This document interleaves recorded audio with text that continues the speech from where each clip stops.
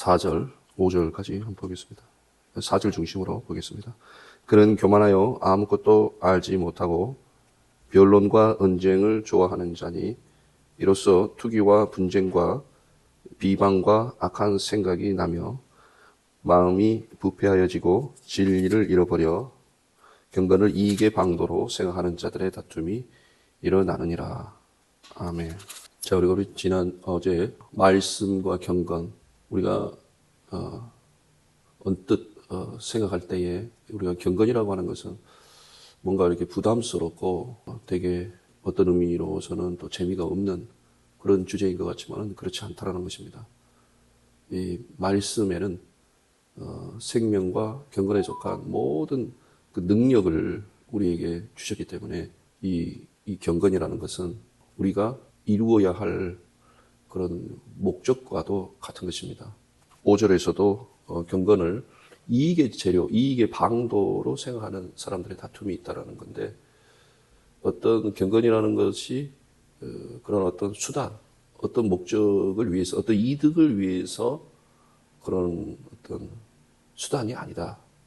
하나님께서는 우리에게 보배롭고 지극히 큰 약속을 주셔가지고, 보배롭고 지극히 큰 약속을 주셔서 우리가 하나님의 경건에 이룰 수 있도록 생명과 경건에 속한 모든 것을 우리에게 주셔서 하나님의 그 신의 성품에 참여하도록 하셨다. 그래서 베드로후서죠. 베드로후서 1장에 보면 1장 4절에 보면 이로써 그 보배롭고 지극히 큰 약속을 우리에게 주사 이 약속으로 말미암아 너희가 정욕 때문에 세상에서 썩어질 것을 피하여 신성한 성품에 참여하는 자가 되게 하려 하셨느니라. 그러니까 보배롭고 지극히 큰 약속을 주셔서 우리가 이 세상에서 썩어질 것을 피하여 하나님의 성품, 신의 성품에 참여하도록 했다라는 거죠. 그래서 믿음의 덕을 덕의 지식을, 지식의 절제를 절제에 인내, 인내의 경건을, 경건의 형제우애를, 형제우애의 사랑을 공부하라. 이러한 신의 성품에 이르는 것이 목적이다라는 것이죠. 예수 그리스도가 우리의 맏형과 같이 하나님의 맏아들이 되신 것은 우리가 예수 그리스도의 형상에 이르게 하기 위함이다라는 것입니다. 그러니까 우리를 부르신 목적이 미리 아신 자를 정하시고 정하신 자를 부르시고 부르신 자를 의롭다 하시고 의롭다 하신 자를 영화롭게 하셨느니라. 우리를 부르신 그 부름의 목적이 무엇이냐?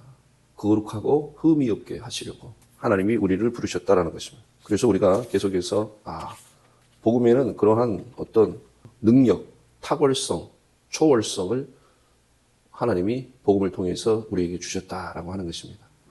그래서 그 경건이라고 하는 것은 어떤 도덕적으로 윤리적인 그런 차원이 아니고 이미 도덕적으로 윤리적으로 접근을 하게 되면 그것은 우리를 거스르고 우리를 대적하는 의문에 속한 계명의 율법이 되는 것이죠. 그러므로 우리가 그러한 접근이 되지 않도록 어떤 그란마라든지 아니면 도구마, 어떤 글이나 어떤 교리에 동의하고 복종하고 따르는 차원이 아니고 진리에 순종하는 것이죠. 진리. 그 진리라고 하는 것은 예수 그리스도께서 우리를 위해서 죽으시고 부활하심으로 우리가 죄에 대해서 죽고 의에 대해서 산 자가 되는 것을 말하는 거예요. 사망아, 너희 쏘는 것이 무엇이냐? 너희 이기는 것이 무엇이냐? 사망에 쏘는 것은 죄요, 죄의 권능은 율법이라고 성경은 말하고 있습니다. 그러므로 우리가 예수 그리스도를 자랑하고 십자가를 자랑하고 나를 위해서 죽으시고 부활하신 예수 그리스도를 나도 예수님과 함께 죽고 부활한 것을 사도 바울과 같이 늘 주의 죽으심을 본받아서 죽은 자 가운데서 다시 부활에 이르는 그러한 예수 생명, 벌 생명을 통해서 우리가 죄를 이기고 그래서 사망에 쏘는 것은 죄라고 되어 있잖아요. 그런데 우리가 그 사망을 이김으로 우리가 죄를 우리가 이기고 우리가 세상에서 이긴 자다라는 거예요. 그리고 예수 그리스도께서 율법을 다 이루시고 율법의 저주를 십자가에서 지셨기 때문에 우리 죄의 짐만 지신 것이 아니라 율법의 저주도 십자가에서 달려서 지셨기 때문에 우리가 십자가를 통해서 이제 사망을 이기고 우리가 생명으로 우리가 충만함을 입기 때문에 이 세상에 썩어질 것을 피하고 하나님의 성품에 우리가 이르게 되었다라는 것입니다. 바로 이러한 말씀에는 이런 경건, 그 말씀의 경건에 이를 수 있도록, 그러니까 진리의 말씀을 따라서 우리가 경건에 이를 수 있도록, 그리하여 궁극적으로 거룩하고 흠이 없게 하시려고 하나님이 우리를 부르셨다라는 거예요. 그런데 이러한 교훈을 따르지 아니하면 그는 교만하여 아무것도 알지 못하는 자다. 그러니까 항상 성경은 어떤 결실을 원해요. 결실을. 그래서 너희가 요한일서에서도 너희가 모든 영을 다 믿지 말아라. 그 영이 하나님께 속하였는지 시험해 보라. 시험해 보라. 그것은 그가 살아온 세월 속에서 어떤 결실이 있는지 보라는 거예요. 그래서 마태복음에서도 5장, 6장, 7장에서 예수님께서 회개하라 천국이 가까웠다라고 하시면서 하신 말씀 대부분이 그런 어떤 아름다운 행실, 착한 행실. 그래서 가시나무에서 포도를 어떻게 거두겠으며 엉겅퀴에서 어떻게 무화과나무를 거두겠느냐. 열매를 보면 안다라는 거죠. 그러니까 우리가 어떤 사람들이 그냥 나는 이러한 사람이다, 나는 어떤 사람이다 라고 말을 한다고 해서 그 사람을 믿는 게 아니라 그 영을 다 믿지 말고 테스트를 하려 보라는 거예요. 하나님께 속했는지. 그것이 바로 열매를 보라는 거죠. 가시나무에 열매를 맺었는지. 그래서 가시나무와 가시나무와 엉겅퀴가 다 뭐예요? 가시, 찌르는 거잖아요. 그러니까 어떤 용서와 의를 베풀고 대속의 희생과 사랑이 아니라 늘 어떤 비난하고 찌르고 가시같이 가시독친 말을 하고 그런 가시와 엉겅퀴를 자꾸 그 결실을 맺으면 성경에서 히브리서에서 뭐라고 되어 있어요? 불에 던져 불살라 버린다라고 성경은 말하고 있어요. 그래서 주여 주여 하는 자마다 천국에 들어가지 못하고 아버지 뜻대로 행하는 자라야 들어간다라고 성경은 말하고 있어요. 물론 우리는 믿음으로 예수 그리스도를 믿음으로 구원에 이르지만은 믿는 자는 믿는 자의 그 본질, 속성 그게 뭐겠어요? 이제 닮아가는 거죠. 하나님 아버지를 닮아가고 예수님을 닮아가는 거예요. 예수님께서 막달라 마리아에게 하신 말씀 중에 나는 내 아버지, 너희 아버지, 내 하나님, 너희 하나님께로 아직 올라가지 아니하였다. 이렇게 말씀하고 있습니다. 예수님에게만 이제 내 아버지, 내 하나님이 아니다라는 거예요. 예수님께서 죽으시고 부활하셨기 때문에 이제 죽으시고 부활하신 예수 그리스도를 믿는 자마다 예수님처럼 하나님이 내 아버지가 되시고 내 하나님이 이제 되시는 거예요. 그런데 그런 어떤 그런 결실이 없이 나는 주의 이름으로 선지자 노릇도 하고 귀신도 쫓아내고 많은 권능을 내가 행했습니다. 다 필요 없다라는 것입니다. 내게서 떠나라. 불법을 행하는 자들아. 나는 너희들을 도무지 알지 못하노라. 그러면서 듣기만 하고 행하지 않는 자는 창수가 남에 그 집이 무너짐이 심하다라고 성경은 말하고 있어요. 그러니까 아름다운 행실, 그런 결실을 맺기를 하나님이 원하세요. 근데 결실을 맺지 못하고 계속해서 가시와 엉겅퀴를 내는 경우에 불에 던져 불살라버린다. 그러므로 이 말씀과 경건에 관한 이 바른 말씀, 어제 우리가 바른 말씀에 대해서 살폈잖아요. 그것을 대해서 모르는 자는 교만하여 아무것도 알지 못하는 자다. 요한일서 2장, 3장, 4장 이런 데서 하나님의 계명을 지키지 아니하면 그는 거짓말하는 자요. 하나님을 모르는 자요. 진리가 그 속에 없다라고 성경은 말하고 있잖아요. 그러니까 그는 교만하여서 아무것도 알지 못한다. 그러니까 교만하니까는 늘 사람을 비난하고 찌르고 가시와 엉겅퀴처럼 찌른다는 거예요. 내가 다른 사람을 찌를 게 아니고 내가 그 율법으로 찔림을 받아 예수 그리스도의 십자가를 통해서 죽은 자 가운데서 산 자같이 죄사함의 은혜로 나를 의롭다 하신 그 하나님의 의로 충만하여 하나님의 은혜가 왕노릇하도록 그리하여 어떤 교리의 동의가 아니라 그리스도의 사랑, 두려움이 없는 완전한 사랑에 이르러야 된다는 거예요. 이런 사람은 변론과 언쟁을 좋아하는 자다라고 되어 있어요. 우리가 계속해서 디모데에서 보고 있지만은 변론이라고 하는 것은 어떤 확신에 이르는 것이 아니죠. 변론이라는 말 자체가 계속해서 의문을 갖는 걸 말해요. 계속 질문하고 또 질문하고 그 질문이라고 하는 것이 어떤 그 진리에 대한 확신, 생명의 충만함, 그 확신에 이르는 것이 아니고 점점 변론은 뭐예요? 예수 그리스도의 생명으로 충만해지는 것이 아니고 의심으로, 의혹으로, 혼란으로, 혼돈으로, 그리고 변론을 하다 보면은 거기에 항상 갈라짐이 있어요. 서로 파가 나뉘고 누가 옳으냐라고 하면서 뭐가 생겨요? 파가 생기면서 언쟁을 좋아한다. 언쟁이라고 하는 것은 이제 파가 갈라지면서 말다툼을 하게 된다는 거예요. 말다툼. 이러한 변론과 언쟁으로서 나타나는 것은 투기와 분쟁과 비방과 악한 생각이라는 거예요. 이런 변론과 언쟁은 결국 투기, 시기 질투를 불러일으켜요. 시기 질투를. 우리가 성경 해석을 조금만 낯설게 하게 되면 그 낯선 게 진리에서 위배된 것이 아님에도 금방 정죄를 하고 지옥에 간다 그러고 그만큼 자기의 그 해석에 대해서는 어떤 완전하다. 나는 완전한 사람이다. 나는 완전히 해석을 정확히 하고 있다라고 하는 오히려 굉장히 위험한 것이에요. 가시와 은검기처럼 자꾸 남을 찌르고 다니면 안 돼요. 분쟁, 투기와 분쟁. 여기서 분쟁이라고 되어 있잖아요. 그러니까 변론과 언쟁은 이렇게 자꾸 이렇게 파가 갈려지게 해요. 파가.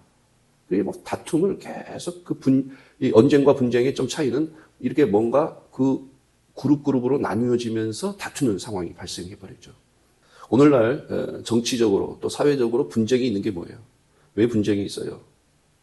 사실상 우리가 서로 싸운다라고 했을 때 역사적으로 보게 되면 조선시대나 조선시대에서부터 보면 우리는 노론소론 하면서 굉장히 싸운다. 이게 나라가 망할 때까지 싸운다. 이런 좀 속성이 역사적으로 있잖아요. 그런데 이런 것도 우리가 복음의 관점에서 보게 되면은 유교라고 하는 것이 그 당시 조선시대, 조선사회를 지탱했던 유교라고 하는 것이 진정한 그러한 어떤 삶의 능력, 어떤 양반이나 귀족사회가 그러한 말뿐만 아니고 얼마나 유교의 그 유학의 체계가 복잡하고 나름 심오합니까? 자, 그렇다면 그 엄청난 그 지식, 그 엄청난 그 학문, 그 복잡한 체계 속에서 그러면 그만큼 어떤 정교하고 그리고 그에 따른 어떤 세밀한 어떤 삶이 있어야 되는데 그러한 삶이 없다라는 것이죠.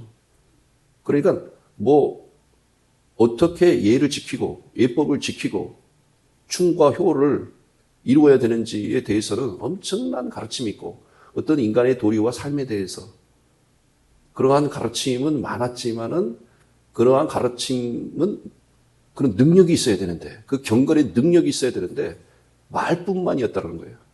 그러니까 우리가 어떤 말씀과 경건이라는 그러한 이 가르침을 통해서 우리가 그 말씀에 따른 어떤 우리 행실이 없으면 이 변론과 언쟁을 야기한다라는 거예요. 그러니까 다툼이 생기죠. 그래서 우리가 예수님께서 제자들에게 또 사람들에게 나는 아버지 이름을 사람들에게 나타내었나이다. 그리고 저들이 아버지의 말씀을 다 지켰나이다. 예수 그리스도께서 하나님이 예수님 안에서 일하심을 제자들에게 보였다라는 거예요. 그럼으로써 아버지가 내 안에 계셔서 예수님 안에 계셔서 아버지의 일을 하심으로 모든 기사와 표적이 나타났다라는 거예요. 그러므로 너희가 나를 본 자는 아버지를 본 자라. 예수 그리스도께서는 말로만 가르치는 것이 아니고 완전히 스스로 아무것도 스스로 한 것이 없다라고 하신 것처럼 완벽하게 말씀대로만 우리가 성육신이라고 하듯이 예수 그리스도는 말씀대로만 사셨어요. 그래서 예수 그리스도께서는 길이요 진리요 생명이 되시는 것입니다. 이와 같이 경건이라고 하는 말씀에 따른 경건이라고 하는 그 경건에 하나님의 성품에 우리가 이르러야 한다는 것이죠. 그렇지 않으면 변론이 생기고 말만 하다 보니까 결국 언쟁과 분쟁에 이르게 된다는 거예요. 시기 질투를 불러일으키고 비방이 생겨요. 당연히 서로 중상모략을 하는 그런 말이 난무할 수밖에 없죠. 그런 중상모략에 왜 난무하겠어요? 우리가 한국 사회도 결국에 뭔가 많은 어떤 그런 지식의 자랑은 있는데 경건의 능력을 상실해서 그래요. 우리 한국 사회가 교회가 욕을 먹는 시점이 뭐냐면은 그때부터 이상하게 교회 지도자들이 계속 욕을 먹는 일들이 발생을 하는 거예요. 사회적으로, 도덕적으로, 윤리적으로. 그리고 일반적인 교회나 목회자에 대한 그 인식 자체가 굉장히 천박하게 낮아지는 세속적이다. 굉장히 그렇게 인식이 이렇게 하락하면서 더 많은 분쟁과 갈등이 한국 사회에 발생하게 된 것입니다. 그러니까 우리가 회개하고 우리가 돌이키며 우리가 인내로 결실을 맺는 것이 중요한 것이지 무슨 시위가 중요한 게 아니에요. 시위하고 돌 던지고 그리고 마지막으로 악한 생각이 난다라고 하잖아요. 이런 악한 생각은 뭐냐면은 어떤 의심 같은 걸 말해요. 그냥 악한 생각이 아니고 뭔가 깊은 곳에서 어떤 생각을 한다는 거예요. 근데 여기서 지금 나쁜 의미로 지금 언급을 하고 있기 때문에 무슨 굉장한 어떤 깊은 통찰에 대한 얘기가 아니고 악한 생각이라고 했기 때문에 어떤 의심이나 의혹을 자꾸만 야기한다는 거죠. 그러니까 경건성이 굉장히 중요한 것이죠. 사실 말씀과 경건이라고 이렇게 병렬로 서술한 구절이 별로 없습니다. 여기 지금 디모데전서 6장에 나와 있는 것 말고는 별로 없어요. 왜냐하면 왜일까요? 이 말씀 안에 생명과 경건에 속한 것이 그 말씀 안에 있기 때문에 우리가 지식이라고 했을 때 우리가 세상적인 방식으로 우리가 알고 행하는 그렇게 구분해서 가르치기 위해서 내가 아는 것과 행하는 것을 구분해서 가르치지만 성경에서 지식이라고 하는 것 자체가 행함이 들어가 있어요. 그렇기 때문에 따로 말씀과 경건을 따로 경건이라고 하는 것을 끄집어내 가지고 얘기를 안 한다는 거죠. 그래서 이 말씀과 경건 이렇게 병렬로 이렇게 서술한 게 여기밖에 없어요. 왜? 경건이 이 말씀 안에 들어가 있다라는 거예요. 그래서 디모데전서, 디모데후서, 디도서, 베드로후서 이런 데 주로 있어요. 경건이 그 안에 들어가 있다는 거예요. 그런데 여기서 경건, 말씀 안에 그 경건을 끄집어내서 그래서 우리가 말씀과 경건으로 우리가 이렇게 온전히 행하는 것이 얼마나 중요하냐. 내일 9절 하면서 그 다음 절 같이 이렇게 보도록 하겠습니다. 정말 우리 예수님이 가르치시고 그대로 보이셨기 때문에 그리고 그것을 제자들이 보았기 때문에 제자들도 순종의 삶을 살 수 있었던 것이고 제자의 그 순종하는 모습 끝까지 순교하면서까지 순종하는 모습을 그 당시 성도들이 보면서 그들 또한 그러한 삶을 살게 되었던 거예요. 그런데 어느 순간부터 이제 우리가 말만 떠 있다 이런 표현이 있는 것처럼 어느 순간부터 이제 순종하는 사람이 교회 공동체에서 사라지면서 그러면서 이제 부패하기 시작한 거죠. 그리고 그러한 중세 암흑 시대를 나는 로마 가톨릭으로 전락되고 만 것입니다. 그러므로 굉장히 우리가 예수님을 정말 이 경건이라고 하는 것이 다른 것이 아니라 우리 예수님의 형상이잖아요. 예수님의 성품이고 하나님의 성품이에요. 그래서 저는 이 디모데 전서를 보면서 그렇구나. 감독, 집사, 과부, 멍에를 매는 종까지 이게 선한 증거가 있어야 되고 아름다운 행실이 있어야 되고 이게 다 우리 그리스도인들에게 영혼을 돌보는 사람. 우리가 영혼을 돌보는 사람이잖아요. 꼭 무슨 목사, 장로, 감독 이런 직함을 떠나서 우리가 감독, 영혼을 돌보는 사람이면서 섬기는 사람이면서 또 우리는 복음 안에서 우리는 또 하나님의 종이잖아요. 예, 우리가 정말 제가 늘 강조하는 거지만 복음에는 이런 탁월성, 초월성, 영광, 능력, 우리를 존귀케 하고 영광스럽게 하고 영화롭게 하고 위험 있게 하는 그러한 아주 보배롭고 귀한 약속을 하셨다라고 하는 것을 우리가 잊지 맙시다. 기도하겠습니다. 사랑하신 하나님, 전한 말씀대로 이 진리 가운데 거하게 하여 주시옵소서. 감사드리며 예수님 이름으로 기도합니다. 아멘.